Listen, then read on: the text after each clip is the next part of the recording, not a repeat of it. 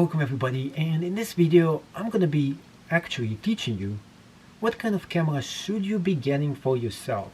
I know it is so confusing, there's so many cameras out there, and specifically like what kind of camera should you get to get started with taking pictures, especially if you never ever got one and you don't know which one to start with. So first of all, most people have two things they're thinking about. What are they going to do? Are you going to be taking pictures or are you going to be doing videos? This is essential, very important. Because if you're doing videos, it's different than taking pictures. And yet, most of those cameras can do both, except a few of them. So first of all, figure out what you want to do more, videos or take pictures. Now, there's also different brands out there too. Canon, Sony, Fuji, lots of them. And the biggest question is even Nike. What are the ones should you be getting? Which brand? Which is a whole other series of questions. Personally, I like to use the Canon. Why? Because once you get into an ecosystem, it's much easier to stay with it. This is what I suggest for people. Go to a store, such as Best Buy, get a bunch of cameras, check them all out, check the brands, check the menu system right in the back, and see if the menu system works for you or not, and how do you like to use it. If it looks good, if you enjoy it, get into that gear. I remember when I went to college, one student, what he actually did, he got a Canon camera. I was like, cool, same as me. Guess what? Then he decided, I want to check out Sony. He liked Sony. So he sold all his gear. He lost a lot of money, got into Nike. And then he's like, oh, I'm not sure. Maybe I missed some stuff on the Canon. And here we go. Here is the biggest mistake he did. And I did the mistake too when I just got started. One of my mistakes, biggest ones, was not actually picking the wrong brand. I like Canon. Biggest mistake was getting the wrong lenses. When you get the wrong lenses, I got the third-party lenses that were not as good as the original Canon. Yes, they're more expensive, but it's more expensive in the long term, getting the wrong lens and selling it and profiting with it. I mean, not profiting, but actually changing to the ones you actually want. Now, today's cameras, you really don't need a DSLR. Now, there is a full-frame DSLR. This is not a full-frame, this is a crop sensor. The crop sensor lets you see more in details, a lot more as in zoom. That's the thing is. The crop sensor has 1.6x of zoom, lots of zoom, than a regular sensor, which actually can have like 1.2 zoom, 1.2, or even total crop, which is exactly 1.0. And because of that, you're not actually holding a 24 to 105mm lens, you're holding something even larger because you have a crop sensor camera. That is the upside. And downside, it's not as good, the picture's not as bright, the picture's not as great. I mean, if you're pixel picking, the technology today is so good that for most people it makes no difference. But one thing that makes the biggest difference is the amount, the price, the entry point for the DSLR cameras. So full frame, yes, if you can buy it, go ahead, get it. If money is no issue, it is extremely expensive. If I was going to go on vacation, I would not take a full frame camera, although it will give me the best pictures. What if something happens to the camera? Lots of money to actually lose. And to top it off, you look too professional walking around with this. There is no need for this anymore. Not as much as they used to be. Like most of the time, I don't even use this. Not even for shooting videos, not even for taking pictures, not even for doing product photography. Most of the time, I actually use something like this.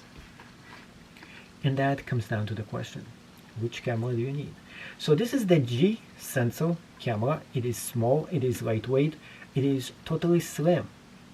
It does everything that a DSLR actually does, except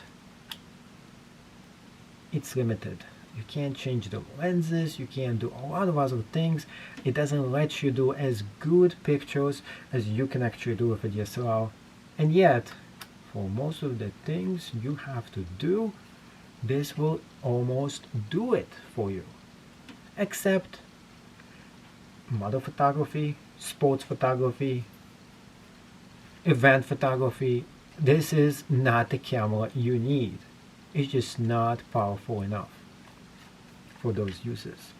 And because of that, that's why I have so many different cameras. Now, one most people should be getting is all-in-one.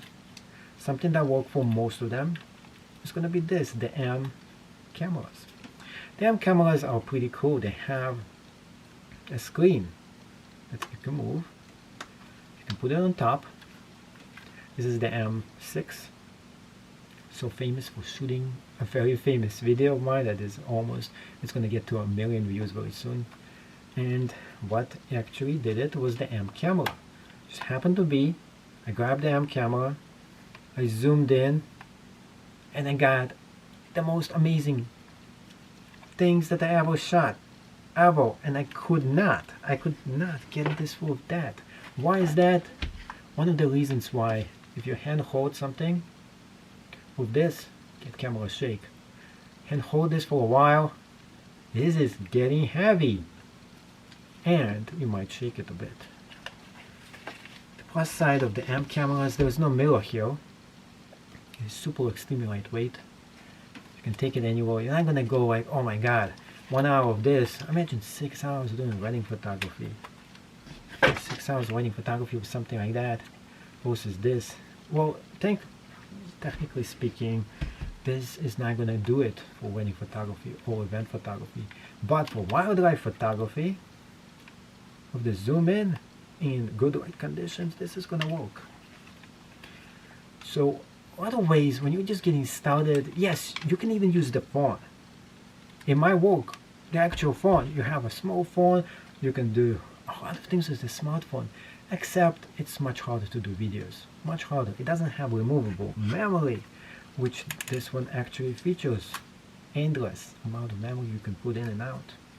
To pay extra for more memory for a smartphone.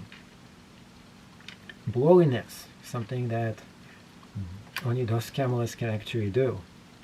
They have very good built-in, and when it moves, you're not gonna get blurred, especially for videos.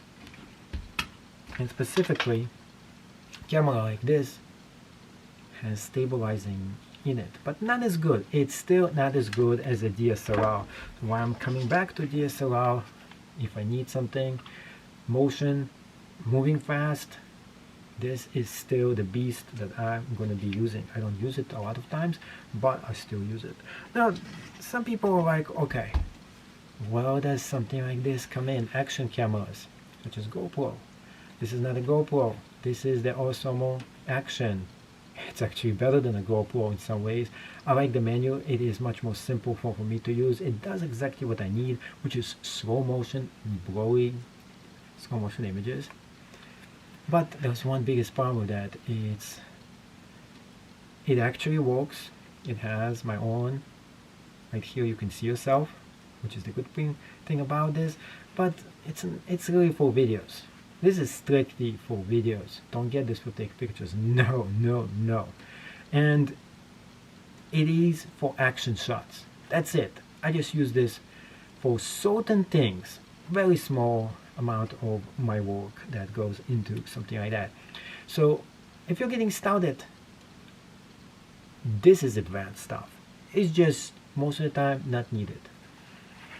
The stuff you need is one camera, one dependable camera that has everything you need. And pretty much this is why I recommend for people either get the G-Shot if you're just getting started, just taking pictures. G-Shot is the way to go. It is cheaper and it's going to give you amazing pictures. And it also has a video feature in it. If you're going for small compact and you want pictures, videos, everything in here, very good, and you want to go pro, get one of the M cameras. if you need something more powerful. You want to learn how to use a real DSLR. You want to go manual. You want to interchange the lenses. Yes, you can interchange the lenses with this too. But you know what? It's limited. There's only so many small lenses you can do. The light quality is not as good. And you know what? This is still the workpiece I love. So yes, there's so many choices out there. It is hard to make a choice. You can even get a small, really regular camera. But you know what? I always tell my students, get the best camera you can afford. And this is a long-term investment. You're going into this, you want to get amazing pictures. You want to enjoy the camera. It's really about enjoying taking pictures. On your phone, here's the biggest part of the phone. Taking a picture and somebody calls you. You're taking a picture and there is an app over there. Social media, you gotta follow this guy. It's distraction. You get zero distraction. Zero with those. Camera. You're taking a picture and you're getting it done. Yes, you can put it on airplane mode. I get that part. But guess what? Too much distraction. And it's made not to be a camera. This is made to take pictures or do videos. And that's why you need to go professional. If you enjoyed this video, like to see more of this, smash the thumbs up button, subscribe to this channel, and I'll see you in the next episode of the Geek Tech Show. You never know what is the next video that is featured on this channel.